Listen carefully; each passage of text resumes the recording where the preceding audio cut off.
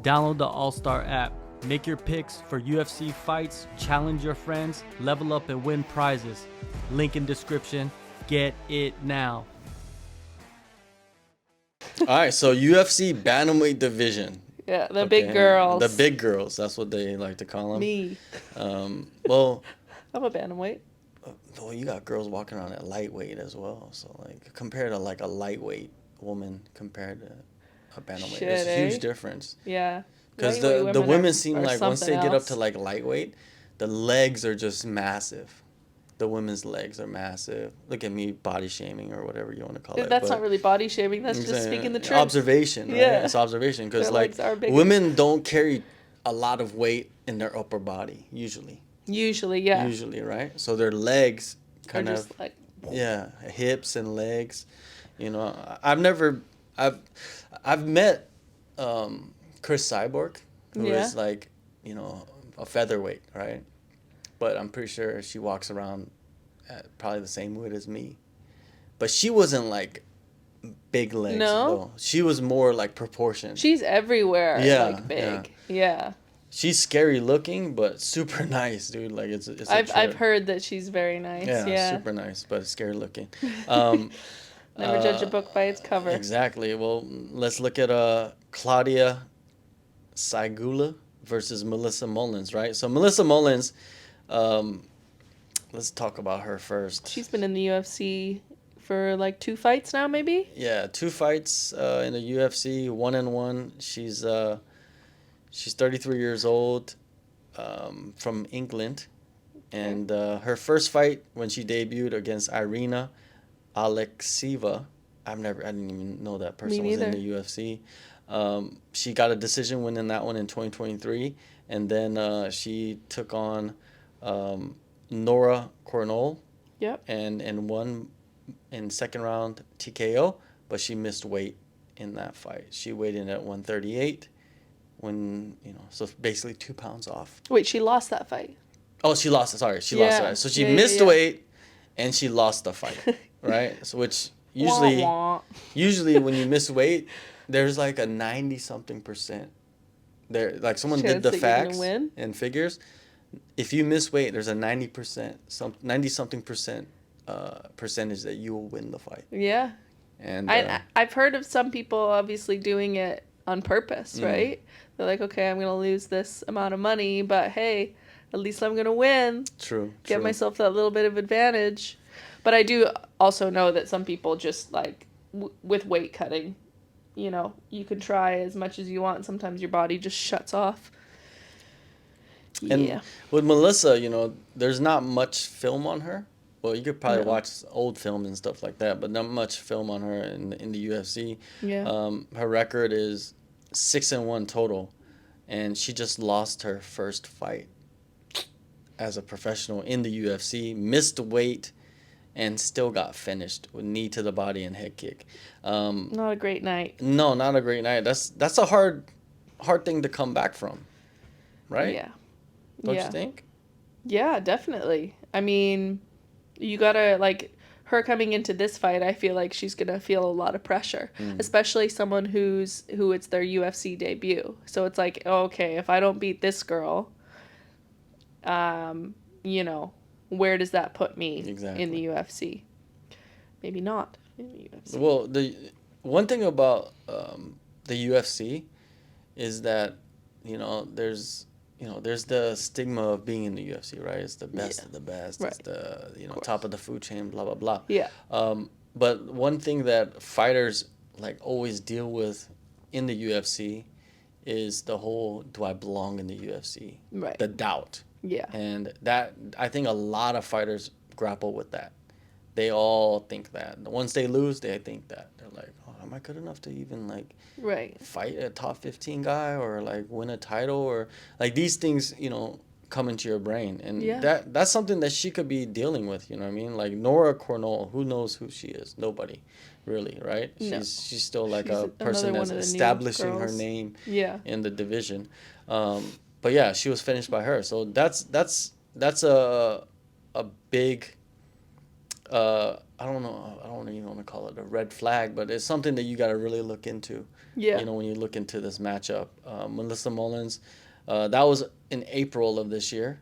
She had a fight for November 9th, and which is this November 9th. Well, she had a fight for this card, a different fighter, Montserrat Rendon. I don't even know who that is. Jeez, there's so many women in the bantamweight division. I have no idea who they are. Exactly, right? And well, she pulled out, and then you got Claudia Sygula. Right. Now, who is Claudia Sygula? That's the question that everybody has. She's 25 years old. Yeah. She's 6-1. She fought for, let's see, Armia Fight Night and Fame and MMA GP, FEN. This is a lot of like obscure promotions, right? Yeah. Maybe we're just ignorant to these promotions, but like I really haven't heard of any of these promotions. She's Polish, right? Yeah, she's I know that Polish. there's a big MMA scene in Poland. There's lots of different promotions over there. Yeah, I think so like KSW is from Poland. Yeah. Yeah, so KSW is like one of the ones that everybody knows, right? Yeah. But her most recent win was a fight under custom rules, where the corner stopped the fight, you know, after the first round, or the second round. Sorry, after the second round. But before that, she's had a lot of finishes. You know, she's had heel hook finish, arm bar, TKO, punches. So she knows how to finish fights. Yeah. It's just, how good is she though? Yeah, I just feel like you see that a lot with with fighters coming into the UFC. Like they'll have all of these like finishes over people that, you know, we don't know. But then I'm not sure if it's to do with going into the UFC and feeling that pressure and then not like pulling the trigger on certain things, or it has to do with just the higher level of competition, so there isn't as many finishes, you know. So we truly don't know like how good she is until we see her in there, and it's the same thing with Mullins, right? It's like she could get all of these wins in these smaller promotions, but then as soon as she gets into the UFC, whether or not it has to do with just her own mindset and stressing herself out, or it actually has to do with the higher level of competition, we don't really know. It's probably a mix of both, to be honest. When I look at this, I look at Mullins, her coming off her first loss, as a professional loss as well. I look at that as something that is not going to be good for her, especially against someone that's debuting in the UFC. This girl, Claudia, right? Her pro MMA debut was bare knuckle MMA. Really? And she won. Damn. With a heel hook. Damn, cool. Then she did the rematch with the same girl. Yeah. In MMA. Right. With the glovies. And submitted her in the third round. No, she lost to her. Oh. She lost to her, Karolina Sobek. Lost to her by third round submission. Damn. So her real like MMA debut, she lost her first fight. Right. And then she's knocked off 6 in a row. Right? That tells me something about her. If she's gonna fight bare knuckle MMA, she's a tough bitch, intense, right? Yeah. Like she's tough. Like you don't just jump into bare knuckle, no matter what it is. I mean, boxing, she did. MMA, and she did. She did. And she did her thing. So, if you look at her losses, they're all by submission. When you go back to her like amateur career, her losses are all by submission or decision. So she hasn't been like knocked out or TKO'd, but she's been submitted. Rear naked choke, arm bar, and scarf hold arm lock. So basically another arm lock or arm bar. Right. Man, and Melissa Mullins, you know, her wins are mostly by TKO. She does have ground and pound finish. When you look back at her amateur career, she went through the IMF, which is really good, you know, experience for her. Definitely. And she won a lot of those fights by TKO. Good for her. I'm gonna say Claudia wins this fight. I think Claudia comes in and wins this fight. I feel like she can tough through the things that Mullins is gonna, Yeah. you know. Well, Mullins's game plan, because I know from what I've seen, her striking is not great. It does need improvement, and what she's good at is just getting people to the fence, tiring them out, putting them on the ground, and ground and pounding them, essentially. So I feel like if she can, and there's going to be a lot of pressure on her as well to perform this fight. So I feel like she's going to be trying really hard, and she's going to be not striking. She's going to be sticking to what she knows is going to work. And so that's why I think Mullins is going to win. Okay. I think she's going to probably... I feel like it might be a boring fight. I feel like maybe she won't get a TKO, but she'll just, like, basically put Claudia's back to the fence for 3 rounds, maybe take her down a couple of times, and just kind of dominate her in that respect.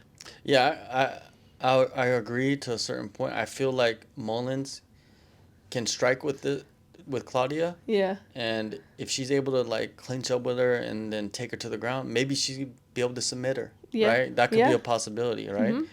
But I think Claudia, I feel like she probably will be able to defend against her. Yeah. And it's going to be a striking battle. I think they're going to just be striking. If it's a striking battle, I cannot see Mullins winning. Yeah, I think that's what's going to play out. Yeah. If Mullins, like you said, goes into the fight with that game plan, yeah, then that is the one where I'd be confident in her, because we've seen, Claudia lose by submission multiple times, right? But yeah, it'd be interesting to see if, like, Claudia goes and says, like, okay, I'm gonna take this fight to the ground. Yeah. But I doubt it. I think they're gonna stand and trade, and I'm gonna take my chances on the underdog, Claudia. I think she goes in there and wins, like, a decision.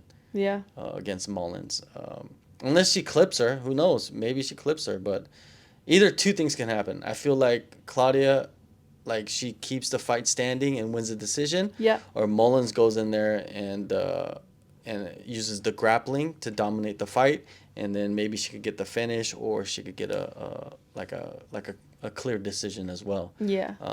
But I don't really see Claudia finishing this fight. It'd be very hard. No, me neither. I see a decision either way as well. Yeah, but I feel like it's actually going to be an interesting fight, because I don't really know too much about either of these girls. And they are in my division, so it would be cool to see how they perform. For sure, I'm kind of most excited for this fight, actually.